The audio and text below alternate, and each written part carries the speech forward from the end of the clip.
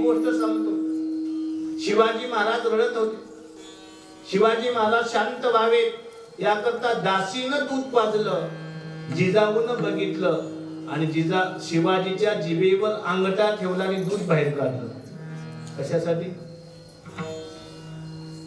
तिला माहित होत